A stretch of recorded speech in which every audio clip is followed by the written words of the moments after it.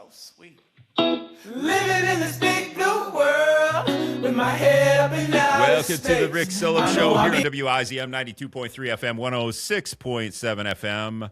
I am Rick Sullivan. In the studio with me now this hour, David Crowley, back. He's back running for governor in Wisconsin. David's a Milwaukee County executive. Thanks for popping in, David. Did you hit the campaign trail today in La Crosse? What were you doing? Oh, yeah, we're hitting the campaign trail here in La Crosse, making a few rounds, doing some media. We have a meet and greet later on tonight, but it's always a pleasure to be on this side of the state. All right, so we've got the hoopla that surrounds you're like the middle figure in the hoopla. I think it's you, Sara, and Tony are the prime suspects in this hoopla. That's the Democratic primary. There was a shooting in Madison yesterday. Was it yesterday? Yeah, I feel like it was yesterday. And I know you put out a statement, but we could talk about that a little bit if you have. Oh man, your first feelings and there. We first could go and there foremost, right now too. Yeah, let's go ahead. I think this is important to recognize that there was a loss of life, and my thoughts and prayers are definitely with him and his entire family, but also for the entire state of Wisconsin, but particularly the city of Madison. I think that when we see these types of incidents happen, it brings back a lot of trauma. Right, you think about what happened during the George Floyd. You think about Jacob Blake, and so I know a lot of people out there. The emotions are really high, and so I want to just let folks know that, one, make sure you are exercising your First Amendment right, protecting yourself and protecting those others and making sure we're not doing anything crazy. But, we got to come together. We have to really figure out how do we stop these types of police shootings, these killings moving forward. And it's going to take working with local municipalities, working with local police officers, as well as community in order to really tackle this issue head on. Yeah, it seems like I don't have a ton of details on the shooting itself. And like, how hard is it for you to kind of craft a statement and put it out and have feelings there, but also but also be part of the, we probably need to wait until the details come out before we really figure out if it's a policy issue, if it's somebody needs to be fired or not even fired, arrested for if it gets to that, right? But you have to walk that line a little bit, and it's got to be difficult. Well, you want to be balanced, and what I mean by balance is, one, there's a loss of life. It doesn't matter, what crime is being committed unless that person is doing something super egregious where, it requires lethal force. But, I'm going to wait for this to play out to understand what the situation happened. But it also, the balance is making sure, one, how do we calm down the fears? How do we calm down the emotions that happens when that rises when these types of incidents happen? Because we know that the community is upset. And so you want to make sure that you're recognizing that, one, you don't have all the full details, and you want to make sure that you're being transparent with that, and there has to be a level of accountability. That's why I want to see this investigation play out. But at the same time, when you see these things happening on social media all across this country, across this world, we have to make sure that we're taking a step back and realizing that, life is precious. It's extremely precious. And so we need to make sure that we are working with our police officers, making sure that they have the proper training, and to make sure that this doesn't happen. What do we need to do after this particular incident? I can't say because we don't have all the details yet. In general, is there anything you're running for governor? So as a governor, you could say, Governor Evers has done some stuff and Republicans have blocked it. I think he tried to make a violent something. Community violence interrupters. And, for me, that's what we need to be focusing on, right? Like, we always talk about crime after the fact, but we don't invest upstream to stop crime in the very first place. And that has nothing to do with this particular incident that I'm saying this to. But, we have to invest upstream. And, as county executive, we have been, one of the lead agencies in investing in community violence interrupters. And because of that work, we've seen a reduction in crime within our communities, a reduction in crime between young people or retaliatory violence. And so we know that there's more work that we can do to invest in wraparound services so no one has to go down a path of violence. Yeah, Evers tried to create, I just looked it up while you were talking, a Wisconsin Office of Violence Prevention. Yeah. So, and I feel like that was an executive order, and I don't know if that got through, honest to God. So we'll see. What I can tell you is that the governor did set aside dollars, particularly for community violence interrupters. Yeah, I think it's $10 million. Yeah, and in Milwaukee County, we received some of those dollars. And what we do is we don't hoard those dollars. We work with local nonprofit organizations who are doing this work on the ground, folks who have been hired with lived experience within the justice system that knows how to have these types of conversations. And so we're very intentional on how we invest and how we do this work. Yeah, I know the La Crosse Police Department has updated. They do update a lot of their policies on what officers do when they interact with people. I don't know what they do in Milwaukee County or the city of Milwaukee, but as a governor and as a legislature, I feel like maybe you could take some of those rules that they put in place, chokehold, stuff like that, right? Oh, absolutely. And just make that state law, right? Like that's probably where we could go with. Absolutely. I mean, when you travel through different municipalities, through different communities, there's different rules of the road, if you will, when it comes down to our local police department. So there could be a way for us to streamline to make sure that every single local police department works the right way. Now, do I have some ideas? I mean, you talk about eliminating chokeholds. I think that's a great thing that we can do in the state of Wisconsin. What about like state funding for departments and sheriff's offices for body cams? Like get every officer a body cam. Well, for me, my mind is blown at the fact that the city of Madison doesn't have body cameras for their police departments. And I do think that it should be required. But when you think about the state of Wisconsin, when it comes down to public safety, we're almost dead last when it comes down to state investment in public safety. And so we actually put it on the backs of all of our municipalities to actually pay for their police departments and handle everything. And so I do think that the state needs to have some skin in the game in order for us to bring officers to the table and work with them about how we stop this moving forward. David Crowley is running for governor. He is the Milwaukee County executive. He's our Jane Claycamp. Jane Claycamp is the La Crosse County administrator. That's David's job. It's an elected position in Milwaukee County there. All right, we got to take a break. We'll come back here on the Rick Solem Show on WIZM 92.3 FM, 106.7 FM in a couple of minutes. To the Rick Solem Show here on WIZM 92.3 FM, 106.7 FM. David Crowley in studios running for governor. Again, he's back running for governor. I just want to bring this up real quick as we were talking about the police situation. And you kind of hinted to it, but I think I brushed it off a little bit. But the idea that it always takes a thing to talk about the thing. Mm-hmm. It always takes a shooting to get us to talk about shooting. And how long will we do that? A week? Maybe max, right? And then we'll wait until the next one, right? And at some point, the legislature is out of session right now, so we know they're not going to do anything until next year. And well, as long as it's a Republican-controlled legislature, we know nothing is ever going to happen. Yeah. So I just feel like, and you said it a little bit before the break that it's kind of annoying that it always takes a thing before we start talking about it. And we know that these things have been consistent. Not just here in Wisconsin, but across the entire country. And so, this is one of the things that frustrates me, right? And, I always tell people I'm not just frustrated with the Republican Party. I'm absolutely frustrated with who's occupying the White House, but also frustrated with us as Dems because we've been playing defense for so long that we don't know how to play offense. And there are so many different issues that we should be at the forefront of, but unfortunately, we just continue to react and respond to what is happening at the federal level with this Trump administration and with Republicans. And so we really got to start pushing our policies and being on the forefront about the future we want to have as a state. All right, let's move on to the next controversial thing. This came out in the last 2 days. Yeah. Dirk McGurk. That is a Twitter handle that's from like 2010 to 2014. Yeah. You were associated with that Twitter handle, but also I think I read like 10 to 12 other people have been associated with that Twitter handle. And there were some tweets out there that I can't read on the air that are pretty offensive to a different number of people. What do you have to say about that situation where you're part of this thing? I will say I play online video games. You can become friends on the PlayStation Network with different people. Yeah. I got on a game with a guy I've been friends with for a while, and we talk like they know what I do, and we talk politics sometimes. Yeah. And LGBTQ came up at one point. And at first, I don't know this guy. He lives somewhere. I've never seen him. He said, "Oh, I'm actually trans," right? He says that while we're talking. I'm like, "Oh, that's cool." Like, and we just talk about it a little bit, and then he goes, "I'm just kidding. I hate those people."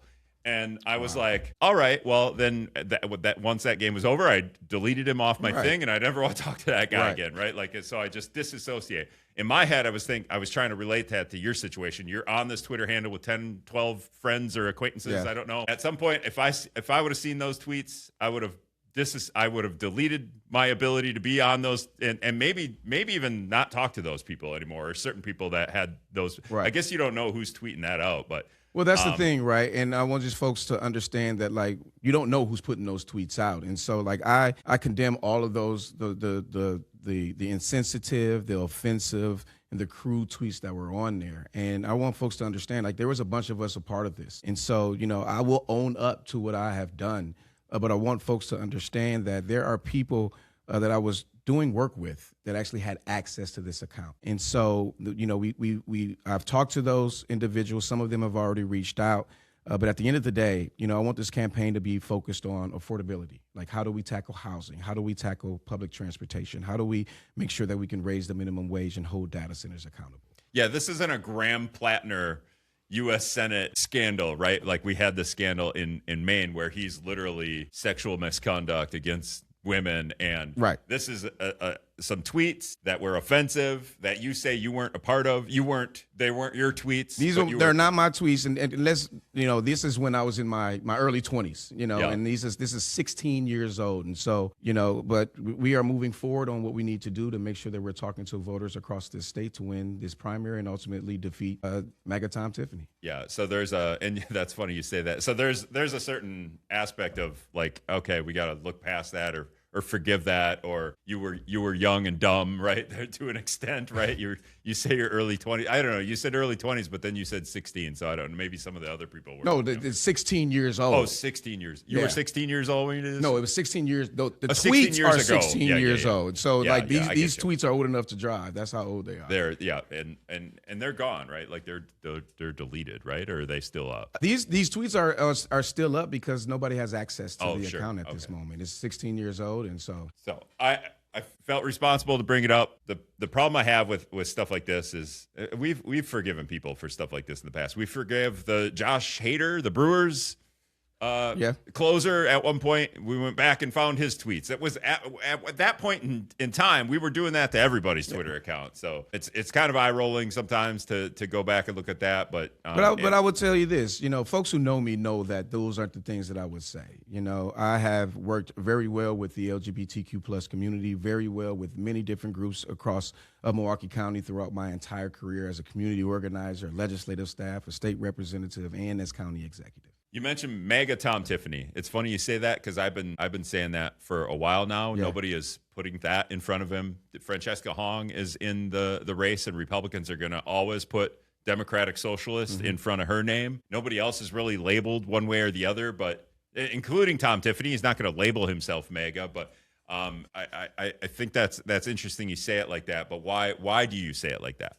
Well, I say it like that is because he has been with Donald Trump the entire time. I'm not sure what piece of policy he has said no to. And so I think it's literally nothing. William Garcia, the 3rd Congressional District Democratic Party chair, said he's voted with Trump's policies 100% of the time. Well, that should let you know exactly who he is. And, I mean, he has his record, right? I mean, he has his record here when he was serving in the state legislature, and he has his record when it comes down to be a congressional member. He is not going to protect reproductive freedom. He's not going to protect us from the data centers. He's not going to protect our students in making sure that we invest in public education. He's not going to invest in public transportation and figure out how we can get a regional transit authority here in the state of Wisconsin. And so, we are going to be able to show a strict contrast because of my time being in the state legislature, fighting on behalf of Wisconsinites in every corner of this state, but even as county executive, right? I not only represented Milwaukee County, the largest community county in the state of Wisconsin, but we have fought hard within a Republican-controlled legislature, bringing Democrats and Republicans together to make sure that when the tide rises, all the boats rise. And so, MAGA Tom Tiffany, he's going to take us back. He's going to take us even further back and continue to implement Trump's policies. And I think that's dangerous, not just for this country, that's dangerous for Wisconsin. We don't need that here. We need to be focusing on how do we allow people to move into a home and buy their first home and not be 40 years old? How do we allow young people to go to college and it's actually affordable? How do we allow our older adults to be able to age in place with dignity and wrap around the services to make sure that we're, again, giving them the dignity that they have? And so, there's going to be a strict contrast when I think about what I have done compared to Tom Tiffany. And ultimately, you have to build the necessary coalition. As you can imagine, there's different factions across the entire political spectrum on both the Democratic and Republican Party.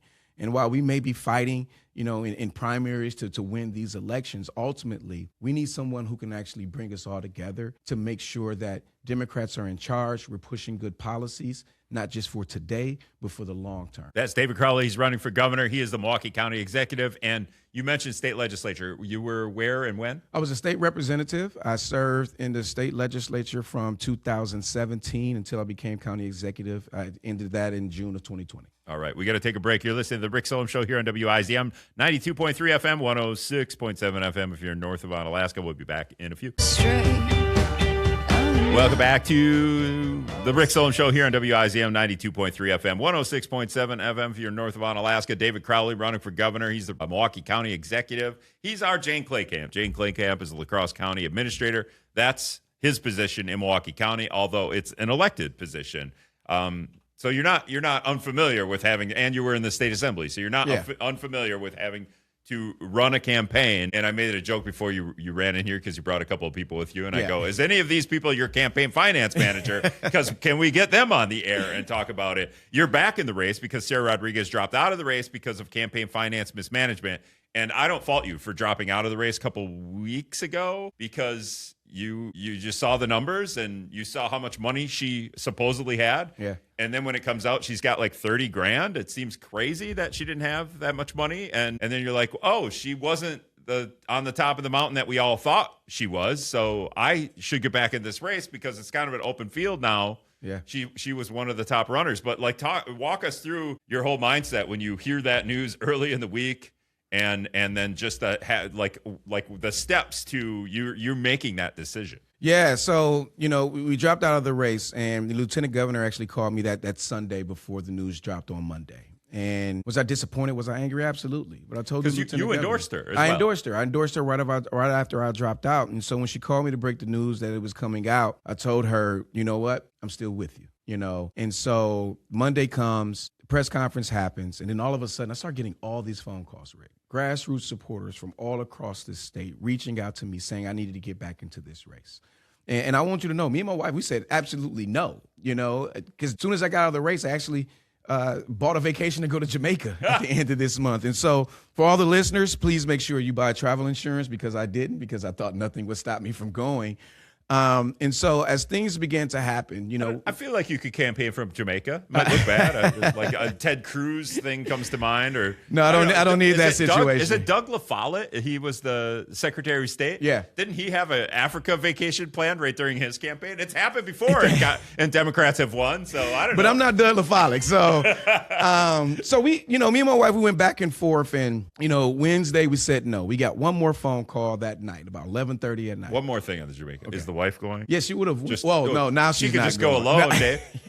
Well, she did joke that, hey, if you want to continue to do this, I will absolutely go. But so we put the kibosh on everything. We said, no, we're not doing it. I get a phone call Wednesday night. And they said, well, just sleep on it. Yeah. And so actually, me and my wife prayed. And my wife, she said, during the prayer, she said, God, I don't like subtleties, so make it very obvious. And she actually asked to see like a red bird and was very specific, right? And so, Thursday come around and we're still getting phone calls. And now my wife is actually answering my phone and saying, we're done. We're not doing this. Okay. Because if she's not there, I am absolutely not. Yeah, we know how that works. And so Friday, but Thursday I was uneasy. I didn't go to bed until like 3:00 Friday morning. And so I go to bed, Friday morning comes, my wife goes to work, takes the girls to day camp and everything.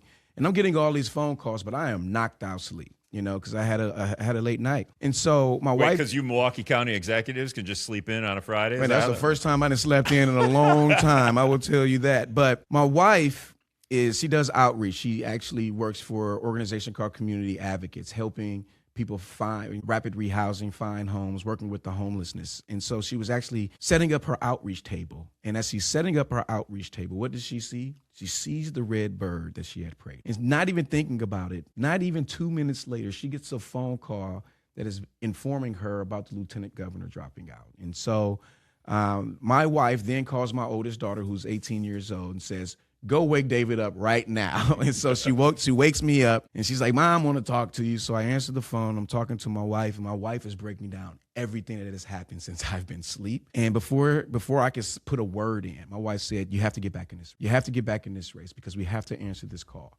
Because right now, this isn't about these candidates. This isn't about, us. This is about the people of Wisconsin. And so I want to make sure that you get back in this race, be able to build the types of coalitions that you've been building since you was a community organizer, and make sure that we have Democratic control. And then we started making some phone calls and made the decision that we were going to get back into this race. Did it take Governor Tony Evers endorsing you to it sounds like it didn't, but at some point was that all part of the conversation? Is Governor Tony Evers endorsing you, or did that happen? No, that didn't happen. I mean, once I made the decision, we started to reach out, and we was able to get his endorsement. And I don't think it was necessarily a courtesy. I think it was a conviction. Because we were live on the air, and you put out that cryptic like Friday 5 p.m.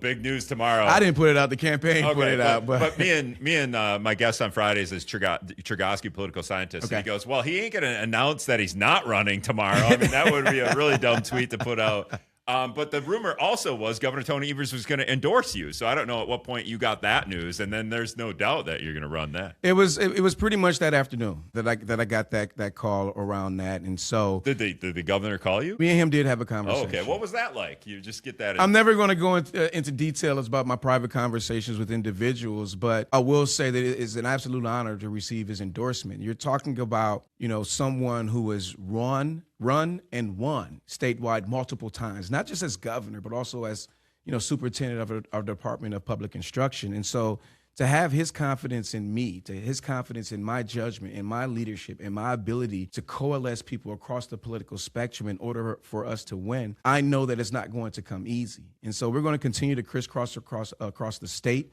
to make sure folks understand what is at stake. And we just did a strong ad buy today, announced or a couple days ago, because we want to get out to those undecided voters. That's who's leading in the polls right now. And so, with Governor Evers' endorsement, doesn't mean this is going to be a cakewalk. I have to earn every single vote across this state. I know you don't want to get into the private conversation with Evers, but did he use holy buckets, jeepers, criminies, by golly, any of those words? No, he did not. Okay, fair enough.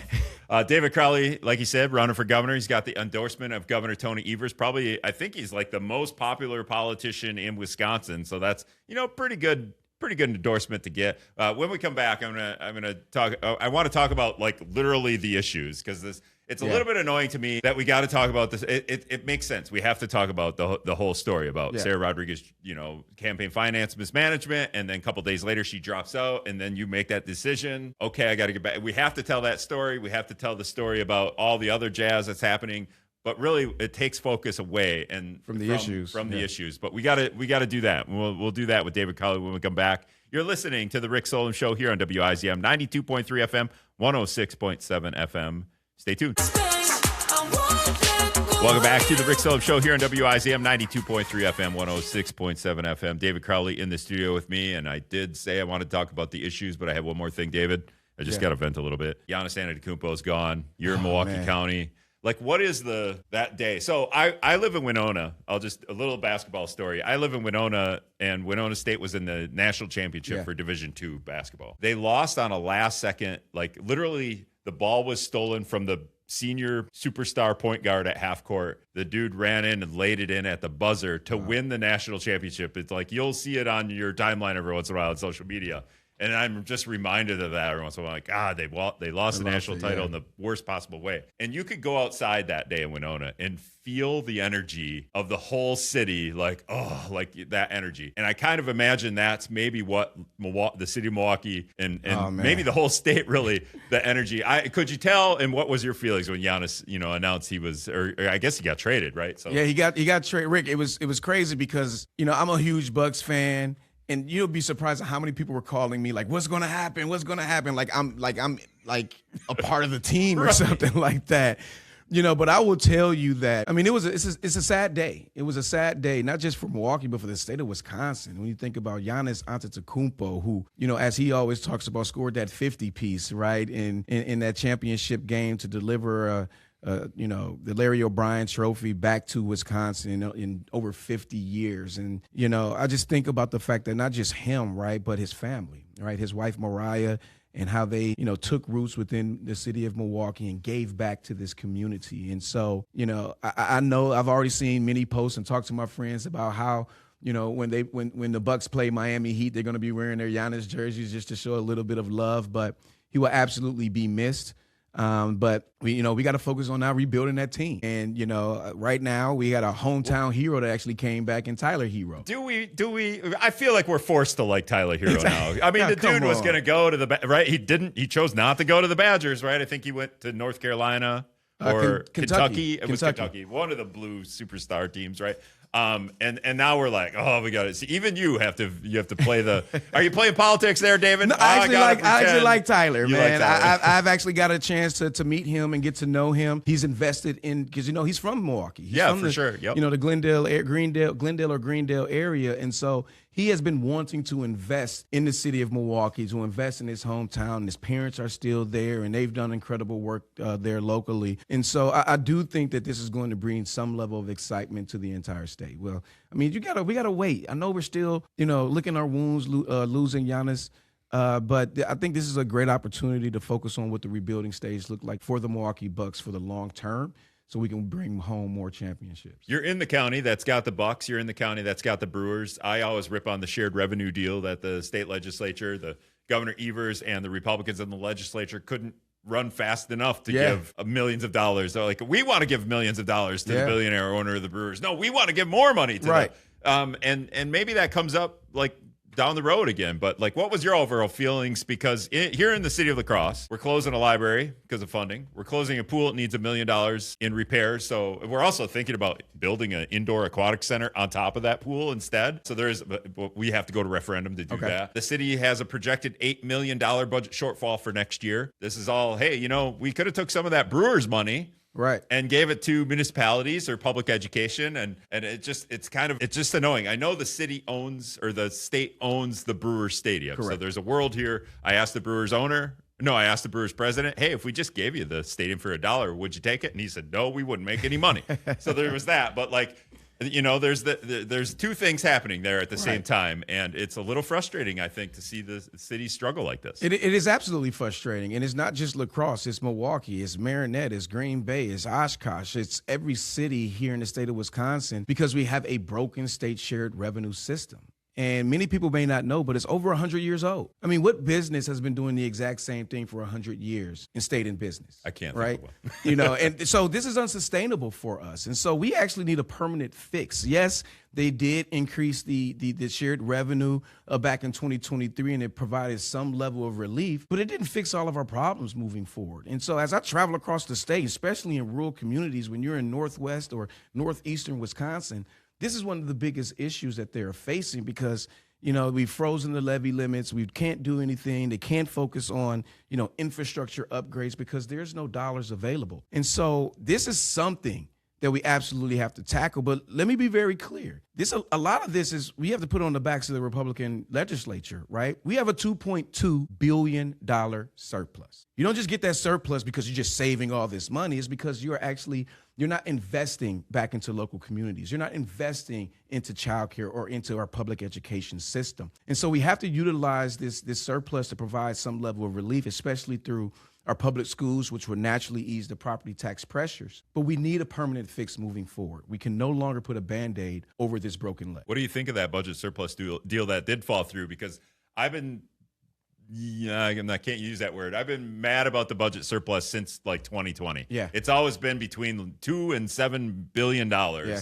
And nobody in the legislature on the right ever focuses on what should we do with that budget surplus. And now we might lose power here. We don't have the governorship, and it looks like a Democrat might win the governorship, and they might take control of the legislature. We should spend that budget surplus quick before the Democrats get it, and it just seems kind of like a plot. But Governor Evers was kind of part of that. Well, I think that at the end of the day, right, like we can't be making these decisions based off of politics. Right. And I think that we also need to understand that there's a lot of people who are desperate, that needs a lot of help. And so divided government is super messy. Right. And when I seen this deal going down again, I don't know if you know the meme, but the Spider-Man meme where everybody's pointing at one another about why it didn't happen. It's just like, well, how come you all can't come together and figure out a fix moving forward? Right. And so, for me, was there some things in that deal that I like? Absolutely.